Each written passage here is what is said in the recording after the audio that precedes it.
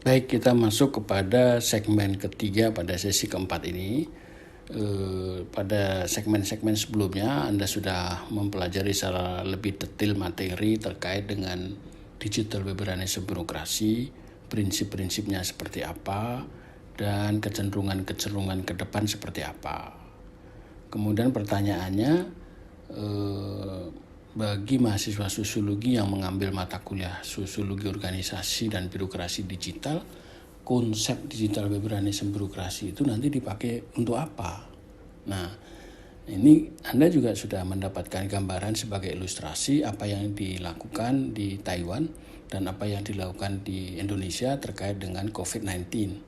Itu adalah sebagian kecil dari ilustrasi bagaimana digital birokrasi bekerja pada khususnya terkait dengan COVID-19, bagaimana atau sejauh mana sampai tingkat apa digital birokrasi itu dilakukan dan kendalanya seperti apa, dan kemudian juga sejauh mana ada negara yang sudah maju menggunakan atau mengembangkan digital birokrasi, tapi juga ada negara yang baru mulai memasuki aspek-aspek tertentu dari digital birokrasi.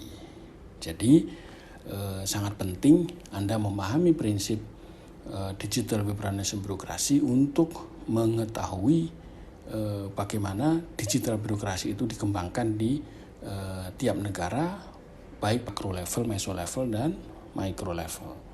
Nah, tapi kemudian juga kegunaan pentingnya konsepsi digital liberalism birokrasi itu juga dapat digunakan sebagai kerangka teori atau kerangka konseptual bagi mahasiswa sosiologi memahami fenomena organisasi dan birokrasi digital dari perspektif sosiologi.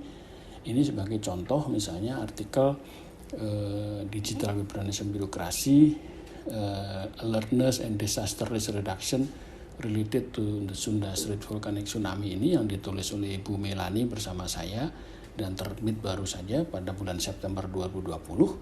Ini juga salah satu contoh nyata bagaimana kita menggunakan konsepsi digital liberalism birokrasi untuk sebagai landasan teori memahami bagaimana bekerjanya satu birokrasi di era digital ini, khususnya terkait dengan pengurangan risiko bencana yang terjadi pada gempa atau tsunami vulkanik Selat Sunda pada tahun 2018 yang lalu. Nah, kita lihat di sini seperti dalam abstrak juga disebutkan bahwa aktor-aktor terkait dengan pengurangan risiko bencana itu termasuk bagaimana kontribusi mereka di dalam penanganan bencana segera setelah bencana yang sangat besar tersebut terjadi itu dipetakan dengan pengukuran social network analysis dengan menggunakan software GEPI dan correspondent analysis dengan menggunakan SPSS. Nah, ini tentu akan menjadi gambaran bagaimana kacamata sosiologi dipakai untuk melihat fenomena di level mikro, level lapangan pada konteks pengurangan risiko bencana. Tetapi juga di dalam artikel ini dieksplorasi juga, diteliti juga, dan ternyata ditemukan seperti juga di dalam kesimpulan atau juga dalam abstrak disebutkan bahwa ada integrasi yang lemah ya terkait dengan aplikasi early warning and rapid information system application. Jadi sistem aplikasi peringatan dini dan informasi cepat yang dikembangkan oleh masing-masing birokrasi atau badan-badan yang bertanggung jawab dalam kebencanaan tingkat nasional. Nah, ini sudah sangat konkret sekali bahwa dengan menggunakan konsepsi digital liberalism birokrasi, kita dapat memotret, menggali, dan juga mendapatkan bukti-bukti empiris bahwa integrasi digital di antara badan-badan yang bertanggung jawab dalam penanganan bencana itu masih lemah. Nah, dengan demikian ini akan menjadi satu pintu masuk untuk saran perbaikan ke depan bagaimana kita dapat melakukan integrasi digital di antara badan-badan yang bertanggung jawab di dalam penanganan bencana.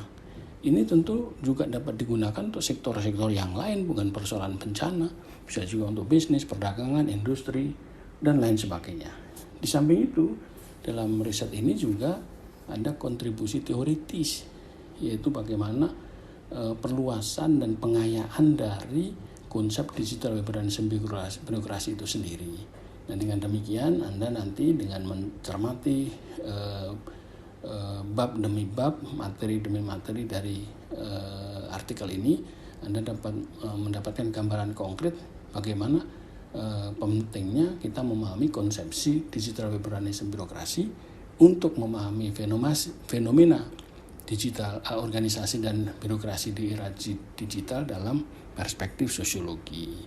Dengan demikian saya kira ini dapat menjadi penutup segmen ketiga sekaligus penutup sesi keempat yang nanti akan dapat Anda rangkum dalam penugasan yang sudah ditulis di dalam panduan. Terima kasih.